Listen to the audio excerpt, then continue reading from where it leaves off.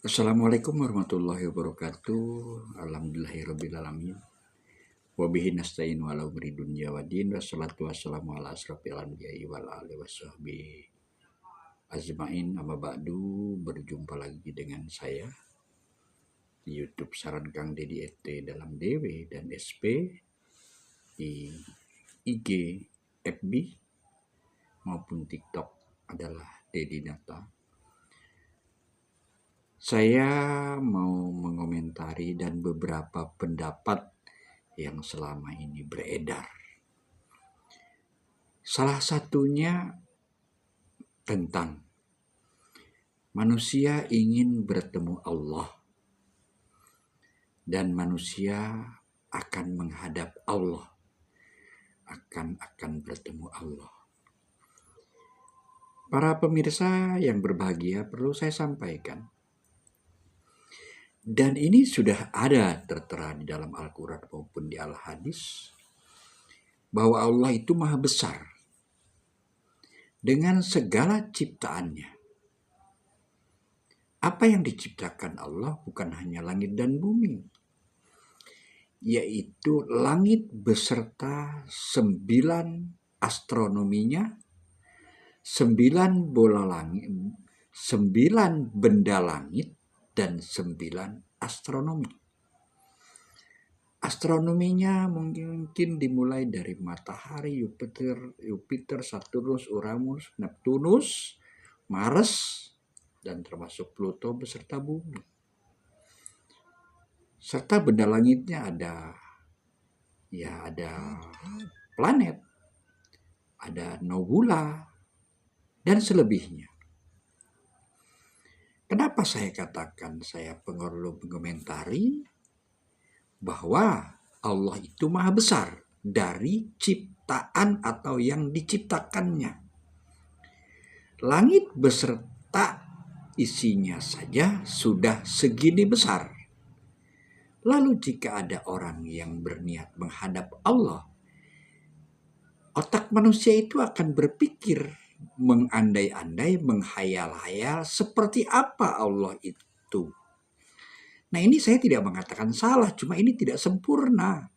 Allah itu maha besar dari segala ciptaannya, di antaranya benda langit dan seluruh benda astronomi, termasuk di antaranya perbandingan matahari dan bumi.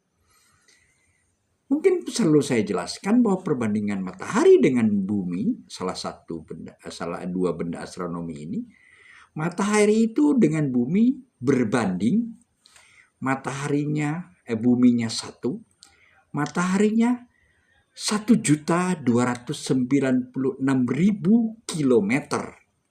Itu matahari dengan bumi. Sedangkan bumi dengan Indonesia berbandingannya jutaan mil. Sedangkan Indonesia atau bagian dari dunia berbanding dengan manusia itu jutaan biliun perbandingannya. 1 biliun itu 1.000 triliun. Lalu bagaimana yang 1,000, sekian mau bertemu dengan Sang Pencipta, Sang Maha Kuasa? Itu satu. Yang kedua, katanya mau menghadap Allah. Mau digambarkan seperti apa Allah itu oleh kita.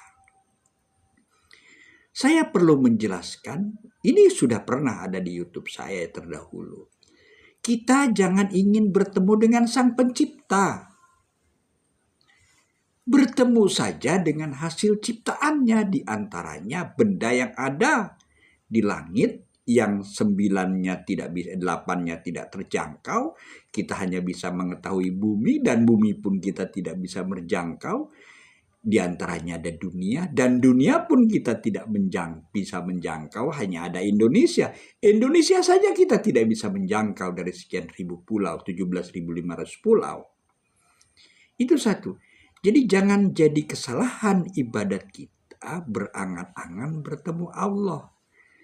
Orang berkata, mengelak dengan saya, kan Allah Maha Kuasa, Pak. Lalu dengan Maha Kuasa itu akan berubah menjadi kecil Allah itu saat Anda menghadap. Saya bukan menolak pendapat ini. Lalu kalau Allah Maha Kuasa dan Maha Bisa, apakah dia akan menjadi kecil? Salah, saudara-saudara. Itu yang pertama. Yang kedua, akan menghadap Allah. Mau ditafsirkan sebagai apa Allah itu? Benda, makhluknya, ya, makhluk ciptaannya. Salah. Jadi manusia itu nikmati berbuatlah yang baik di dunia ini. Amati semua yang diciptakan ini, jaga kemahabesaran Allah. Satu, Allah tidak bisa berbanding apapun. Laila kamisli sayun, tidak ada apapun yang bisa menyerupai dia. Karena maha pencipta. Jadi jangan menggambar-gambarkan manusia ingin bertemu Allah. Yang kedua, berangkat dari salah satu hadis yang berbunyi, malam tandahu sholatuhu anil pasai wal munkar. Ya. Lam yazdad minallahi illa ba'du. Bahwa manusia itu harus mencegah perbuatan keji dan munkar. Yang salahnya manusia terkadang menggambarkan yang munkar itu yang kelihatan saja. Sebenarnya yang munkar itu yang ada pertama adalah di dalam hati. Apa diantaranya? Dengkinya manusia itu munkar, siriknya manusia itu munkar. Sirik, dengki, aniaya, 9 nafsu lawamah yang ada di tubuh manusia itu adalah munkar. Dalam video terdahulu di YouTube saya jelaskan bahwa sifat lawamah itu terbagi menjadi beberapa bagian. Nah, kita jangan terjerumus kepada kemungkaran itu. Karena pada akhirnya ketika sholat itu tidak bisa mencegah perbuatan keji dan munkar, maka kita akan bertambah jauh dari Allah yang Maha Kuasa. Ada hadis yang mengatakan awalu mayuhasabu bihi yaumal qiyamati sholah, paing soluhat sairu amali, paing pasadat sairu amali. Bahwa yang pertama diperiksa itu adalah amalan manusia itu tentang sholat. Barang siapa sholatnya baik, paing soluhat sairu amali. Barang siapa yang sholatnya baik, maka baiklah perbuatannya. Barang siapa sholatnya tidak baik, maka tidak baiklah semua perbuatannya. Terutama tadi, orang yang sholat selalu dengan pamrih. Selalu berharap ini dan itu. Tidak menyadari perbuatan salahnya yang dilakukannya sehingga melanggar kebaikan sholatnya. Maaf bapak-bapak, saudara-saudara para penonton yang berbahagia. Dalam ajaran spiritualisme yang saya temui, secara hakikat dan ma'rifat, Al-Quran yang banyak dibaca itu oleh manusia adalah Al-Quran yang tertulis dalam bentuk tulisan. Al-Quran itu buatan Allah, hasil ciptaan Allah atau karunia Allah. Ada karunia Allah yang lain yang tidak bisa dilihat dan dia dibaca. Kalau orang spiritualisme membagi Al-Quran menjadi 3 bagian. Ada Al-Quran yang tertulis dalam bentuk tulisan yang banyaknya 30 juz, 6.666 ayat, 114 surat. Ya. Ada Al-Quran yang terlihat tetapi tidak bisa dibaca dalam huruf. Yaitu seluruh benda langit, seluruh benda di alam muka bumi ini yang terlihat. Itu hasil ciptaan Allah. Apa diantaranya? Ya inilah alam. Lautnya, gunungnya, segala macam. Ini hasil ciptaan Allah, semuanya harus kita baca, harus kita nikmati, harus kita lihat. Dan ada yang terasa tidak terlihat hasil ciptaan Allah itu. Apa? Angin. Di alam muka bumi ini, dalam kehidupan kita sehari-hari, kita akan selalu berhubungan dengan angin. Manusia membutuhkan O2 atau oksigen. Di tubuh kita pun ada angin, tapi kita tidak tahu bahwa di tubuh kita ada angin, yaitu napas. Selama napas kita masih berdenyut di dalam dada, gunakanlah hidup ini sebaik-baiknya. Jangan kotori ibadah Bapak Ibu dengan mudah mencela orang, dengan mudah merendahkan orang, dengan mudah mengejek orang, dengan mudah menganiaya orang. Itu yang mengotori ibadat Bapak Ibu saudara-saudara sehari-hari. Maaf, semakin sering orang mengejek, mencela, menghina, dan merendahkan orang lain, maka mengingat kematian dia merasa takut dan merasa banyak dosa. Karena apa? Karena itu dosa yang dilakukan tidak terasa. Di saat orang lain, di saat dia menunjuk kepada orang lain, kamu kafir, kamu murtad, kamu syirik, kamu dan sebagainya, maka jadi tiga kepada dirinya. Di dalam diri orang yang menunjuk itu bisa dikorek kesalahan sebanyak-banyaknya. Itu Bapak-bapak, Ibu-ibu. Yang ketiga adalah masalah bencana. Orang selalu mengatakan azab Allah. Apakah ada ayat di Al-Quran yang mengatakan azab Allah? Allah maha pengazab. Enggak ada. Lalu kalau manusia itu berbuat salah, menerima buahnya, itu tabungan kesalahan yang dia perbuat. Bukan Allah yang mengazab. Tapi kesalahan yang dia lakukan, dikumpulkan, hasilnya keluar. Tentang alam Pak, sama tentang alam dan muka bumi ini. Bencana yang dialami oleh manusia sekarang ini adalah akibat ulah manusia, satu. Kedua, memang ada alam. Alam bebas, mau begini begitu juga nggak masalah. Karena alam.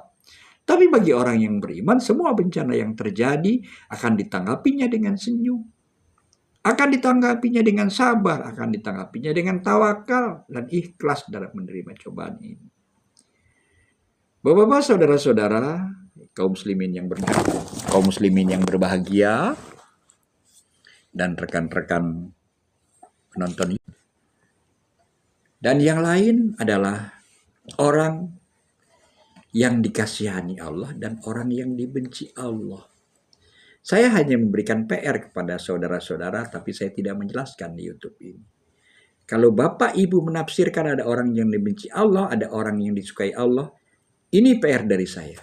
Silahkan jawab di YouTube. Habil membunuh Kabil, meninggal dunia. Pertanyaan saya, siapa yang disukai Allah dari yang membunuh dan dibunuh itu? Dan siapa yang dibenci? Siapa yang masuk surga dan siapa yang masuk neraka? Itu contoh nyata loh. Contoh nyata anak Adam saling bunuh gara-gara perempuan. Ternyata pertanyaan ini udah sekian tahun saya berajukan, tidak ada yang menjawab. Saya pernah membuka pada saat ngeruat atau selamatan di Gunung Bunder, Bogor pada pertengahan Desember yang lalu. Jadi kalimat dibenci Allah dan disukai Allah sebenarnya, ini realitanya, orang yang berbuat baik dalam kehidupan sehari-hari itu akan disukai oleh mayoritas manusia. Maka ditafsirkanlah itu disukai Allah. Orang yang berbuat zalim dan berbuat salah akan dibenci oleh seluruh manusia. Maka ditafsirkanlah itu dibenci oleh Allah. Sebenarnya nggak ada untungnya. Nggak ada ruginya. Saya masuk neraka Allah tidak menangis. Ya. Bapak-bapak, para penonton masuk surga Allah tidak bahagia. Orang Indonesia semua masuk surga Allah tidak beruntung dan tidak menangis. Tidak berbahagia dan tidak tertawa. Andaikan orang Israel Zionis itu masuk neraka semuanya, Allah tidak bersedih dan tidak menangis. Jadi itu adalah gambaran hidup sehari-hari kita. Siapa yang dibenci Allah adalah orang-orang yang mayoritas salah dibenci oleh mayoritas manusia. Orang-orang yang benar mayoritas disukai oleh manusia. Jadi sekali lagi, jalankan ibadah Bapak Ibu dengan baik, sebaik-baiknya. Jangan lakukan ucapan hati dan pikiran dengan kesalahan. Sebenarnya hati itu selalu jujur dan tidak pernah mau berbohong. Dia tidak akan pernah mau berbohong. Karena kejujuran manusia ada dalam hatinya. Kapan hatinya? Hatinya akan ditagih pada saat dia berpulang nanti. Hati selalu berhubungan dengan ubun-ubunan di otak kepala. Dalam ajaran Jawa dikatakan dengan pundak sunompat. Di saat kolbu seseorang berhubungan dengan ubun-ubunan, maka kejujuran yang muncul. Sedangkan nafsu, kita ada berada di kiri dan kanan kita. Akan selalu mengajak kita berbuat salah. Jadi hati-hati. dalam menafsirkan agama. Saran saya jangan hanya cuma membaca yang tertulis, tapi kajilah, resapilah, taatilah, belajarlah dengan siapapun Bapak Ibu. Mau belajar, bukan hanya masalah ngaji dan kemudian baca tafsirnya, telaah arti dari arti ayat tersebut agar Bapak Ibu mengerti. Demikian dari saya, atas nama Saran Kang Dedi NT dalam DW dan SP. Mohon maaf sebesar-besarnya jika Bapak Ibu merasa lebih tahu dan lebih pintar dari saya. Silakan saya ajari, silakan saya tunjukkan. Di YouTube saya ada 10 komentar. Cuma saya mungkin tidak bisa memberi nomor HP kepada Bapak Ibu yang bertanya ingin diskusi dengan saya. Karena saya satu, belum punya admin khusus. Yang kedua, saya tidak punya, belum ada penghasilan dari YouTube. Saya berbagi di YouTube, Instagram maupun Facebook ini sebenarnya hanya suka-suka saja untuk berbagi tentang kebaikan. Demikian, saya akhiri. Sampurasun, salam waras, assalamualaikum warahmatullahi wabarakatuh. Salam sehat selalu.